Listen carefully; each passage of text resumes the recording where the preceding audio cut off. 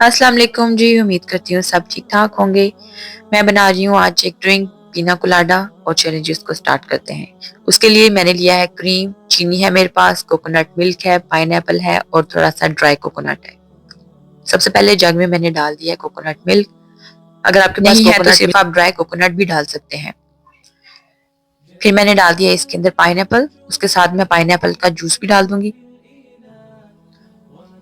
Cream, अच्छा cream optional है। Cream से ये ज़्यादा हैवी हो जाता है, अगर आपको रिच फ्लेवर ज़्यादा पसंद है तो आप क्रीम डालें वरना आप क्रीम को स्किप कर सकते हैं। फिर मैंने डाल दिया इसमें तकरीबन 2 चम्मच चीनी और साथ में ड्राई कोकोनट। ढेर सारी बर्फ डाल देंगे और इसको हम ग्राइंड कर लेंगे। अच्छा कोकोनट मिल्क जो है वो आपको 2 फॉर्म में मिलेगा, एक पाउडर में और एक लिक्विड में। मैंने पाउडर वाला यूज़ किया था, उसको आप पानी में मिक्स करेंगे तो वो बहुत अच्छा सा एक कोकोनट मिल्क बन जाता है। अगर आपको वो नहीं मिल रहा तो आप सिर्फ ड्राई कोकोनट ज़्यादा डाल लें, उसके साथ भी अच्छा सा टेस्ट आ जाता है।